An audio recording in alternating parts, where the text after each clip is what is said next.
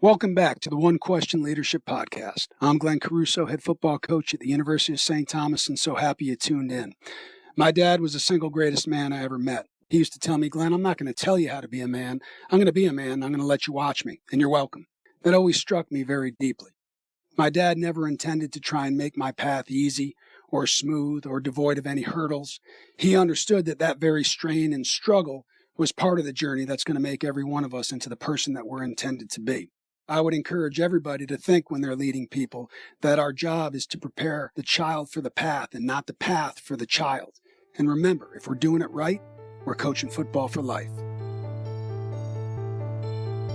Greetings, this is Ty Brown, and welcome to the One Question Leadership Podcast, where we highlight executive and organizational leadership. Be sure to follow us on social media at 1Q Leadership. Our guest today is Tavaras Hardy. Tavaras is the head men's basketball coach at Loyola University Maryland. Greetings, Coach. Thanks for joining us today. Hey, Ty. Thanks for having me. I appreciate it.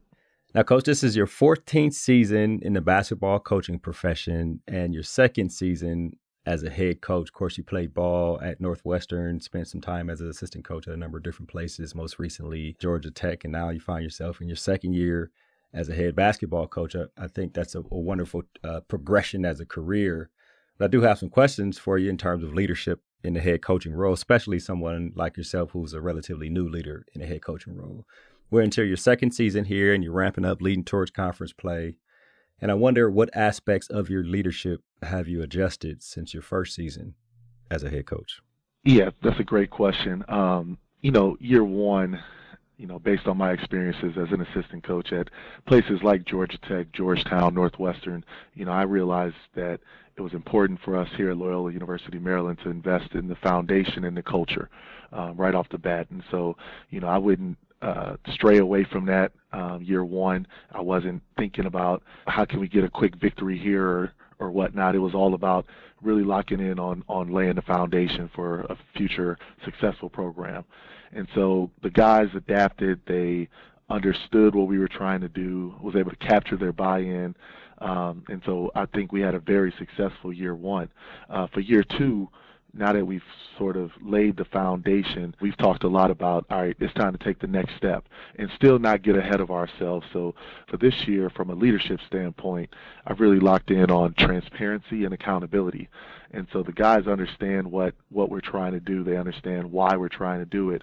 And now it's time for me to continue to show them when and where they're doing well or not doing well, and then hold them accountable to maintaining that culture. And it's been a good start for us year two so far, and I'm going to keep that going for them.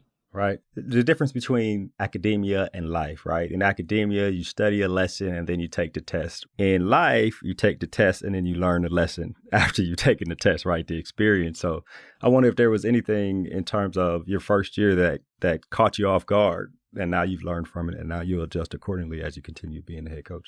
Yeah, I mean, there's always certain things that you learn from a leadership standpoint, from an X's and O's standpoint. I would say one thing in particular, last year, I wanted to capture their buy-in in a way that they saw it.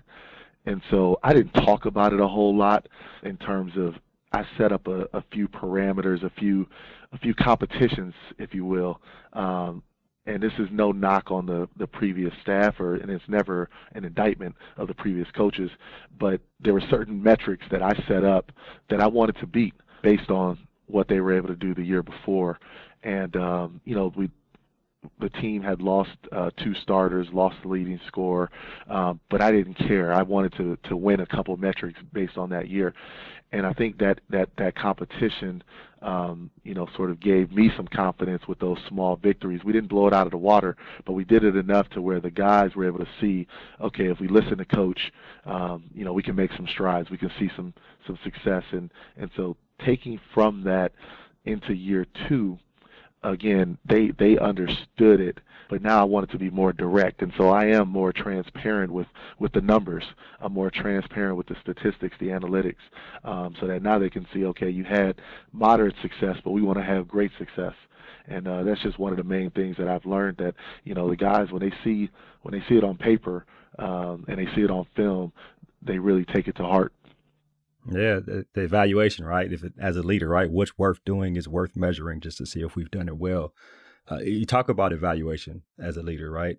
Especially in sports, beyond wins and losses, how do you evaluate yourself as a leader and really your staff, right? How do you evaluate those things, especially the introspection that comes with leading a program?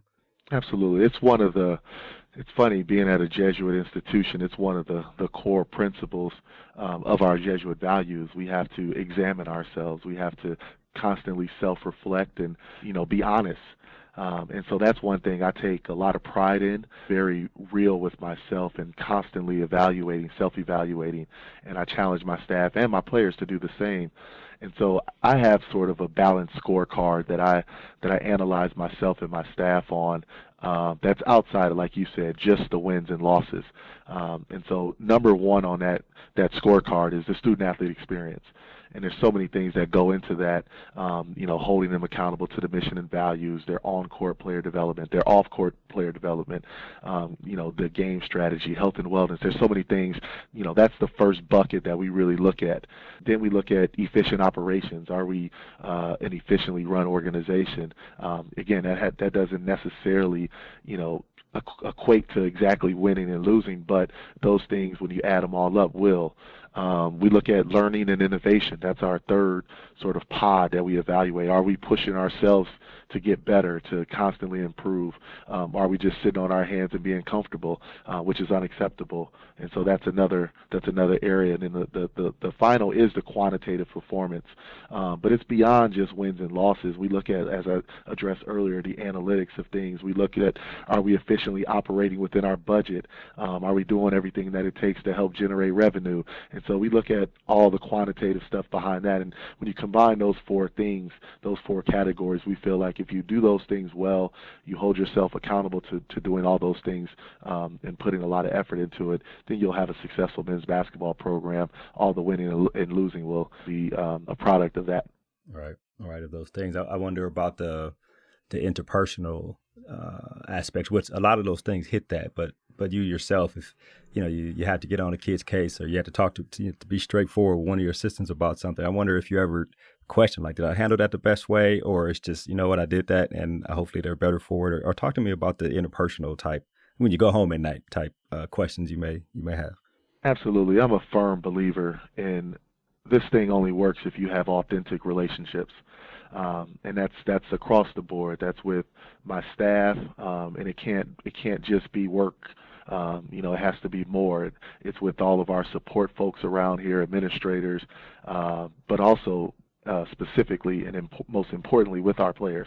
It can't be a situation if I'm going to demand excellence from them and they don't trust me because they don't know me or they don't really have a feel for who I am as a person, as a father, as a husband.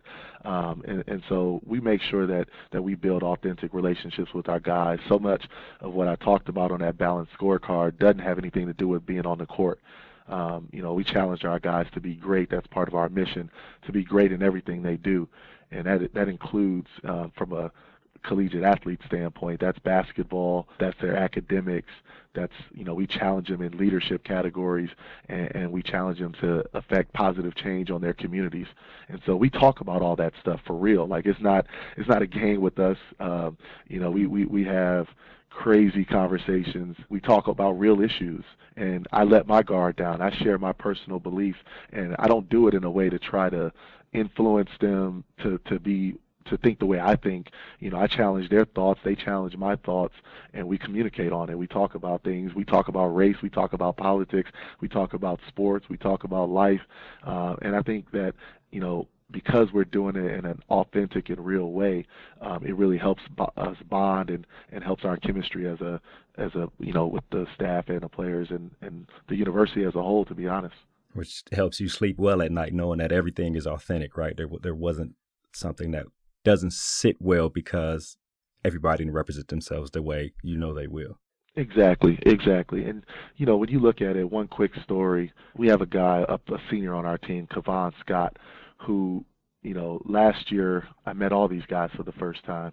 And I kind of got a chance to get to know him a little bit, and I saw that he had some potential. He was quiet.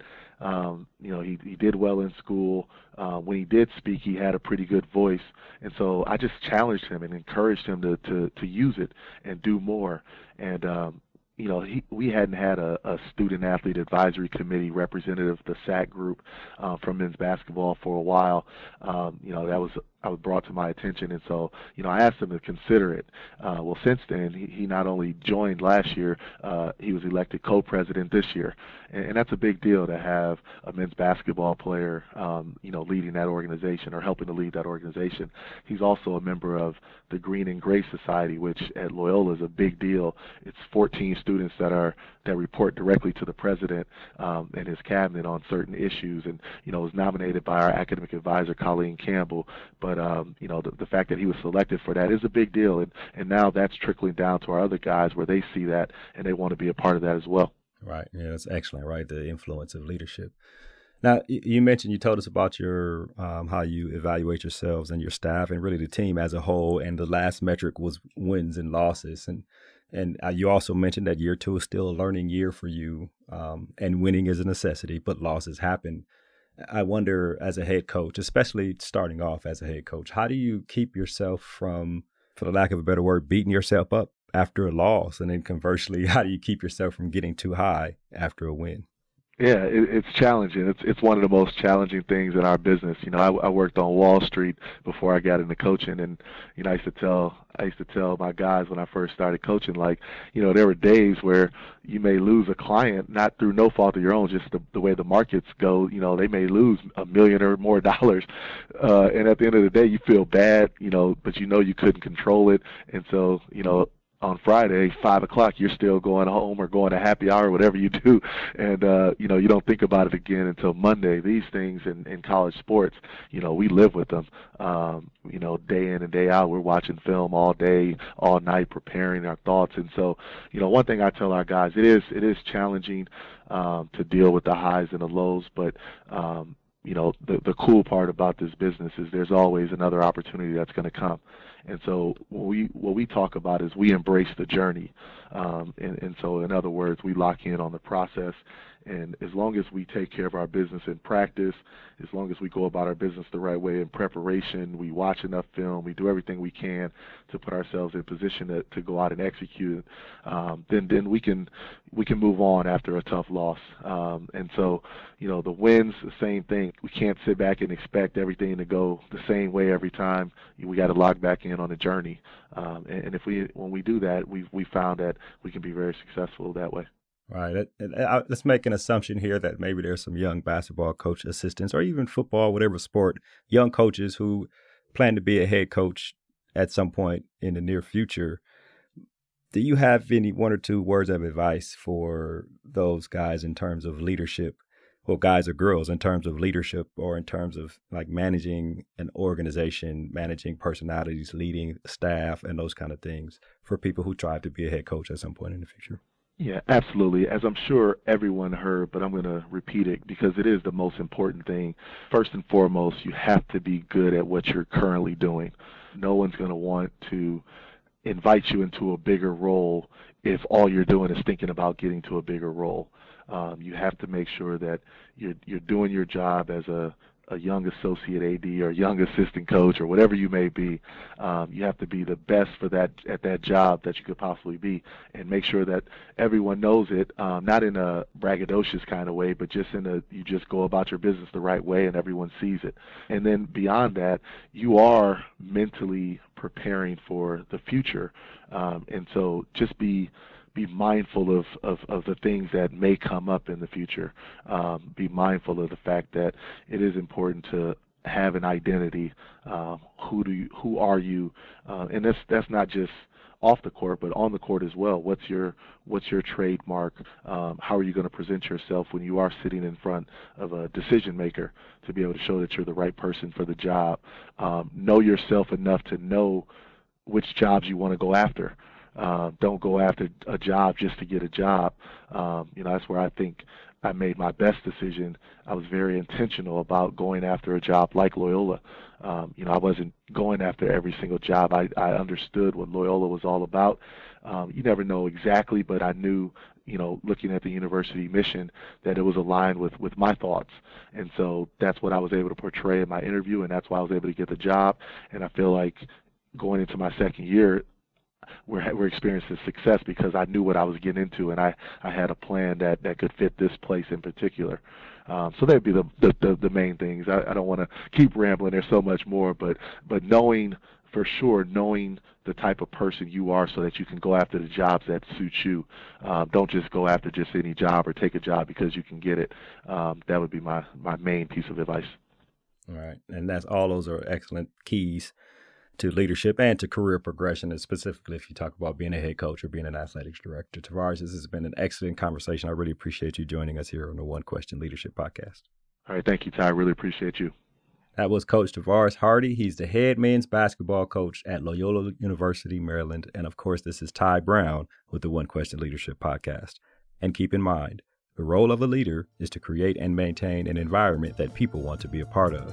And as always, be better tomorrow than you are today.